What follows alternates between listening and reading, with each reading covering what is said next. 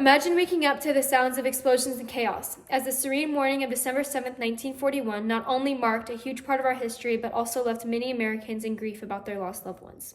According to the Britannicity editors of Encyclopedia, which was assessed on September 25th, 2024, it explains that there were over 2,403 casualties on this day, while 68 Americans had innocently died.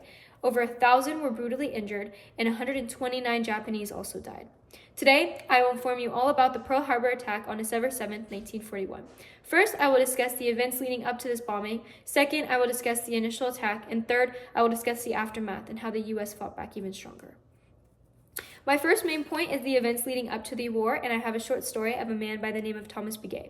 Thomas was a huge part of the Pearl Harbor after it happened, and he was a Navajo code talker, and he was actually reading these codes before the Japanese attacked. He was not expecting this attack. None of the Americans were expecting this attack, but successfully after this, he traveled to Pearl Harbor and was able to decode messages. The first subpoint is Britannicity Editors of Encyclopedia, which was edited in 2024 on August 1st. In July, Japan invades North China from Manchuria. And in this article, it talks about how this was one of the first aggressions that America kind of realized. President Roosevelt was not thinking that it was going to be aimed towards America, but sadly, it ended up being aimed towards America.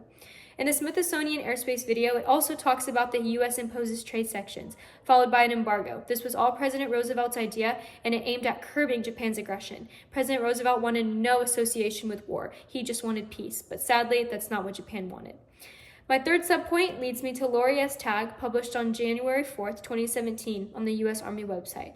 She explains that U.S. intelligence decoded a message, just like Thomas did, pointing to Sunday morning as a deadline. So the Americans knew that something was going to happen, but they were not expecting it to happen at Pearl Harbor and at the time it was happening. So now that we've talked about the events leading up to the war, I will now discuss the initial attack, which leads me to a man by the name of Chandler, who was a survivor and helped others during this time. The first subpoint is the Naval History and Heritage Command, the National World War II Museum. The first Japanese wave hit. This was not really realized, and Chandler actually didn't think what was happening was happening. Many Americans thought that it was actually their people on duty because there was a lot of soldiers that were out practicing on these big embargo ships, but really it was the Japanese attacking him. So the second subpoint is the biography website on Dorius Miller. Dorius was a huge part of Pearl Harbor and carried the wounded to safety. He was not like the rest of the Americans who thought that it was people on duty coming back home from their practice. He knew that something was wrong when that first torpedo hit his ship. The third subpoint is the attack on Pearl Harbor, which was accessed on October 4th, 2024. The Japanese didn't really execute their plan. So the Japanese did kill a lot of Americans, but according to this article, it's explaining that they didn't destroy what they really needed to destroy. And I did some more research and found that the president of Japan actually at the time said that he had poked a bear, which meant that his soldiers did kill a lot of Americans, but they did not accomplish what they needed to. They didn't destroy the oil field and they didn't destroy the dockyards. So now that I've explained the initial attack and how much sadness it left to America, I will now go on to explain the aftermath and how the U.S. fought back, which leads me to George Walters, who was a dockyard worker. And like I mentioned before, they did not destroy the docks. So George actually was a huge part in helping the people off of the ships who were coming in, because there were a lot of dive bombers who were attacking the ships through underneath the sea up into the ships. And George actually knew a lot about this since he works on the docks, and he was able to help people and actually able to help build ships afterwards. So my first subpoint is the St. Louis Dispatch, which was assessed on December 8th and published in 1941. Congress declares war on Japan. President Roosevelt addresses Congress right when this happens. He immediately wants war because he knows that the Americans want to fight back and get revenge for how many Americans died. America did a very great job in coming back and striking back. They actually sent their wives to help. Wives stepped in and worked, and it was a big powerhouse for America. It definitely led them to a stronger and better economy. And when President Roosevelt asked for this war on Japan, everyone was ready to go, even the soldiers. They were afraid, but they knew that they needed to fight for what they wanted.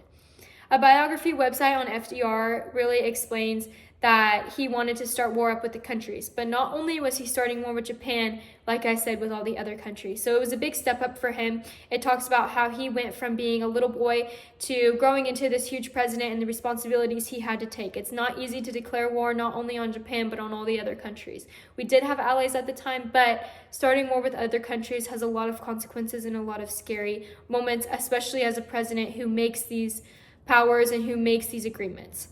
So that brings me to my last subpoint of Walter and Dillingham, which was assessed on May 1930, and it was actually an old magazine that I found on this website on Pearl Harbor. The U.S. is recovering and striking back. It was a magazine talking about how the U.S. has fought back, how they have a lot more ships now, they have better ships, they have more ammunition, they have more materials, because a lot of people donated to these different embargoes, especially in Pearl Harbor. They were actually able to receive a lot more stuff than they even had before, so they came back fighting back stronger.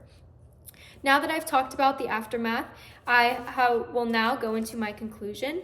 Today I informed you all about the Pearl Harbor on December 7th, 1941.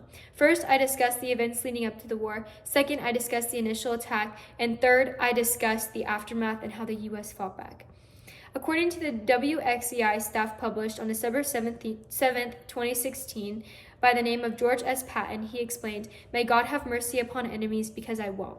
I thought this quote was really important because it's showing how he doesn't have mercy upon his enemies. He wants revenge and he's ready for anything to come at him.